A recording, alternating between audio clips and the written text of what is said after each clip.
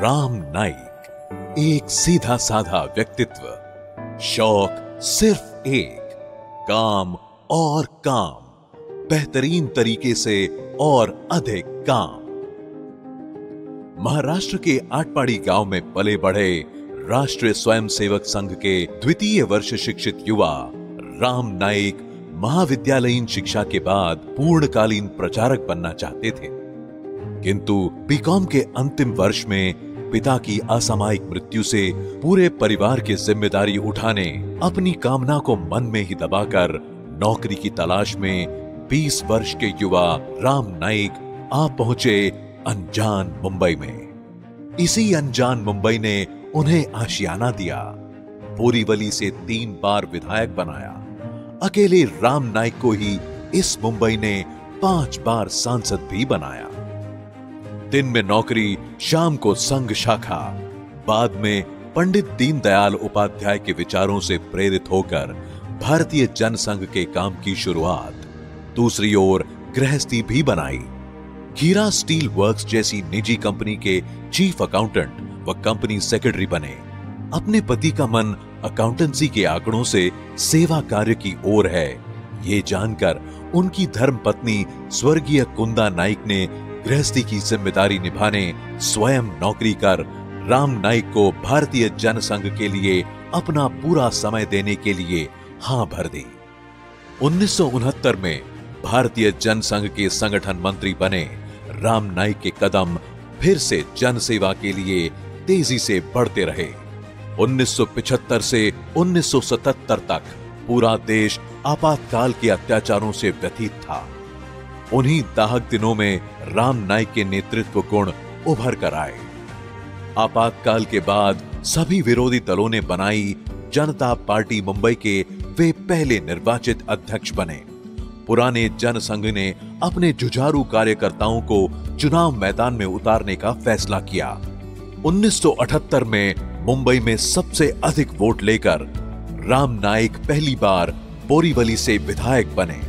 झुग्गी झोपड़ियों से लेकर मध्यम वर्ग की सोसाइटियों तक पानी की किल्लत दूर करने राम नाईक ने कूपनलिका बनाई। श्री नाईक धड़ल्ले से कार्य करते रहे। नतीजा ये हुआ कि जनता पार्टी टूटने से 1980 में हुए असामयिक चुनाव में भी पूरी मुंबई में सर्वाधिक मतों से भारतीय जनता पार्टी के राम नाईक पुनः विजयी हुए। विधायक राम नाईक के रूप में मुंबई ने दृष्टा नेता देखा। झोपड़पट्टियों में जगह की कमी से शौचालय बनाने की दिक्कत सुलझाने पहली बार राम नाईक ने 2 मंजिली शौचालय बनाए। मोबाइल टॉयलेट भी सर्वप्रथम उन्हीं की कल्पना से बने। शांत स्वभाव के राम नाईक जनता के मुद्दों पर जूझने से कभी पीछे नहीं हटे। ऐसे झोपड़ी वासियों के लिए दादागिरी पर उतरने वाले पत्थर खदान मालिक से जूझकर राष्ट्रीय स्वयंसेवक संघ के संस्थापक डॉक्टर हेडगेवार के स्मरण में केशव नगर बनाने वाले राम नाईक 1985 में विधानसभा चुनाव में तीसरी बार बोरीवली से विधायक बने। बोरीवली भाजपा का गढ़ बना। महाराष्ट्र में ये एकमात्र विधानसभा क्षेत्र है जहां भाजपा की स्थापना से आज तक लगातार 9 बार सिर्फ भाजपा का विधायक जीता। जनप्रतिनिधि के नाते जनता के प्रति जवाबदेही निभाने के लिए प्रति वर्ष अपने मतदाताओं को कार्यवृत्त सादर करने की अपनी परंपरा का राज्यपाल बनने के बाद भी राम नाईक ने निर्वहन किया। राम नाईक के नेतृत्व में आयोजित पहले भाजपा राष्ट्रीय महाधिवेशन में भारत के पश्चिमी घाट को मंडित करने वाले महासागर के किनारे खड़े होकर मैं ये भविष्यवाणी करने का साहस करता हूं, अंधेरा छटेगा, सूरज निकलेगा, कमल खिलेगा। ये माननीय अटल जी ने व्यक्त किया विश्वास सार्थ करने हेतु जिन्होंने अपना जीवन समर्पित किया, उनमें प्रमुख रहे हमारे राम नाईक। 1984 में भाजपा के पूरे देश में मात्र 2 सांसद चुनकर आए थे। अगले चुनाव में 1989 को भाजपा ने राम नाईक जैसे कर्मठ कार्यकर्ता से आग्रह रखा कि वे लोकसभा चुनाव लड़ें। क्षेत्र की दृष्टि से विशालकाय जोगेश्वरी से तारापुर यानी 113 किलोमीटर लंबाई तक फैले उत्तर मुंबई लोकसभा क्षेत्र से राम नाईक पहली बार सांसद बने। राम नाईक ने अपनी कर्मभूमि मुंबई को सभी भाषाओं में मुंबई कहा जाए, इसलिए 6 वर्ष अनवरत प्रयास किया। श्री नाईक ने बॉम्बे, बंबई से मुंबई किया। बतौर राज्यपाल उनके आदेश से ही इलाहाबाद को प्रयागराज और फैजाबाद का अयोध्या भी हुआ। 1994 में कैंसर जैसी दुर्धर बीमारी पर विजय पाने के साथ राम नाईक ने एक काम ऐसा किया जिससे आज हर सांसद को अपने क्षेत्र में छोटे छोटे विकास कार्यों के लिए सालाना 5 करोड़ रुपए मिलते हैं। जी हां, सांसद कोष राम नाईक की ही देन है।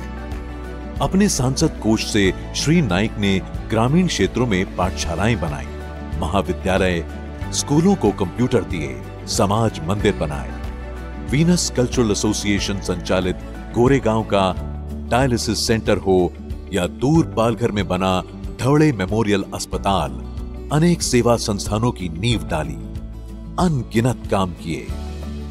स्वयं राम नाईक अपने संसदीय जीवन की सबसे संतोषजनक उपलब्धि मानते हैं संसद सत्र का प्रारंभ जन गण मन से और समारोह वंदे मातरम से करने की उन्नत परंपरा का 1992 में निर्माण। 1998 में माननीय अटल बिहारी वाजपेयी जी ने अपने सक्षम सहयोगी राम नाईक को रेलवे, गृह, संसदीय कार्य, योजना और कार्यक्रम क्रियान्वयन जैसे 5 महत्वपूर्ण मंत्रालयों का राज्य मंत्री बनाया। बाद में रेलवे का स्वतंत्र प्रभार भी दिया। उपनगरीय रेल यात्रियों की सुविधा के लिए मुंबई रेल विकास महामंडल की स्थापना, महिलाओं के लिए विशेष रेलगाड़ियां, सब्जी बेचने वाली और मछुआरी महिलाओं को सामान के डिब्बे में आरक्षण, महिला रेल पुलिस दल जैसे कई काम किए। सबसे महत्वपूर्ण काम यानी चर्च गेट से विरार 60 किलोमीटर तक सीमित पश्चिम उपनगरीय रेल क्षेत्र का डहाणू तक यानी 124 किलोमीटर तक विस्तार किया। अपने ऐसे कर्तृत्व संपन्न सहयोगी राम नाईक को 1999 की सरकार में आदरणीय अटल जी ने पेट्रोलियम मंत्री बनाया। 5 वर्षों का काल पूर्ण करने वाले देश के अकेले पेट्रोलियम मंत्री राम नाईक का कार्यकाल आज भी देश के पेट्रोलियम क्षेत्र का स्वर्णिम समय माना जाता है। घरेलू गैस सुविधा की प्रतीक्षा करने वाले 1 करोड़ 10 लाख लोगों के साथ 3.5 करोड़ लोगों को गैस सुविधा देकर वर्षों से चले आ रहे गैस प्रतीक्षा श्री नाईक जी ने हमेशा के लिए समाप्त की। मुंबई में घर घर पाइप गैस, स्वच्छ पर्यावरण हेतु मुंबई दिल्ली में सीएनजी पर गाड़ियां, पेट्रोल में इथेनॉल मिलाने को प्रारंभ, नए तेल उत्खनन के साथ पहली बार विदेश में उत्खनन में भारत की भागीदारी जैसे अनेक ऐतिहासिक काम किए। दृष्टा राम नाईक ने समुद्र के बीच पानी के लिए पाइपलाइन डालकर खाड़ी के उस पार बसे गोराई मनोरी वासियों के लिए वे गंगा लाने वाले राम बने। समुद्र के भीतर खड़े अरनाला किले पर आजादी के 55 साल बाद बिजली पहुंचाने से प्रकाशदाता राम बने। 439 कारगिल हुतात्मों के परिजनों को गैस एजेंसियां और पेट्रोल पंप देकर उन्होंने राष्ट्र धर्म निभाया। जालियनवाला बाग, अंडमान जैसे राष्ट्र तीर्थ स्थानों पर पेट्रोलियम कंपनियों के माध्यम से राम नाईक ने अक्षुण जोत स्थापित की। वर्ष 2004 में अंडमान में स्थापित जोत से सावरकर की काव्य पंक्तियां हटाई जाने पर पूरे देश में आंदोलन हुआ। आखिरकार सावरकर जी के स्मरण में मोदी सरकार ने वर्ष 2015 में अंडमान में नई जोत बनाने का फैसला किया, जिसका भूमि पूजन श्री नाईक जी ने ही किया। पंडित दीनदयाल जी के अंत्योदय मार्ग पर चलते काम करने वाले राम नाईक मछुआरों और कुष्ठ पीड़ितों के तो मानो मसीहा बने। तारापुर अणु ऊर्जा प्रकल्प पीड़ितों के पुनर्वासन के लिए 2004 से अब तक श्री नाईक न्यायालय में लड़ रहे हैं। पंडित दीनदयाल उपाध्याय जी के जयंती दिन वर्ष 2013 में राम नाईक ने चुनावी राजनीति से संन्यास की घोषणा की, किंतु जनसेवा और पार्टी संगठन कार्य निरंतर जारी रखा। 22 जुलाई 2014 को राम नाईक उत्तर प्रदेश के राज्यपाल बने। एक और गुनहगार पार्श्वभूमि के व्यक्तियों को विधानसभा परिषद में विधायक न बनाने पर बने रहकर संविधान का कठोर पालन किया, तो दूसरी ओर कुलपति के नाते दीक्षांत समारोह में भारतीय पोशाक में पदवी लेने की विद्यार्थियों को प्रेरणा दी। अखिलेश सरकार ने राम नाईक की प्रेरणा से प्रदेश के कुष्ठ पीड़ितों को प्रति माह 2500 रुपए निर्वाह भत्ता दिया, तो योगी सरकार ने कुल 4 लाख रुपए की लागत से बने घर 2867 कुष्ठ पीड़ितों को दिए। राम नाईक ने महाराष्ट्र व उत्तर प्रदेश के सांस्कृतिक संबंध बनाने के लिए विशेष प्रयास किया। राम नाईक के सुझाव से उत्तर प्रदेश स्थापना को स्थापना के 68 वर्ष बाद उत्तर प्रदेश दिवस के रूप में मनाना प्रारंभ हुआ। उत्तर प्रदेश के राजभवन में ही राम नाईक लेखक बने। राम नाईक के संस्मरणों की किताब चरैवेति चरैवेति 16 भाषाओं में उपलब्ध है, जैसे मराठी, हिंदी, अंग्रेजी, संस्कृत, गुजराती, उर्दू, सिंधी, तमिल, असमिया, बांग्ला, फारसी, अरबिक, जर्मन इन भाषाओं के साथ ही दृष्टिहीनों के लिए ब्रेल लिपि में मराठी, हिंदी व अंग्रेजी चरवैती उपलब्ध है। देश में किसी भी राजनेता का चरित्र इतनी भाषाओं में उपलब्ध नहीं है। जैसे हमारे राम नाईक सीधे सरल, वैसे ही संस्मरण भी सीधी सरल भाषा में होने के बावजूद इस पुस्तक को कई पुरस्कार भी मिले हैं। सामाजिक सेवा में अपवादात्मक तथा अति विशिष्ट जनसेवा में राम नाईक का योगदान सभी को प्रेरणादायी है।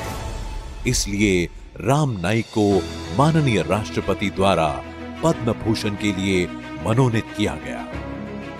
चलिए हम सभी 90 वर्षों की राम नाईक जी की कृतार्थ जीवनी को प्रणाम कर निरंतर जनसेवा के लिए जारी रखेंगे।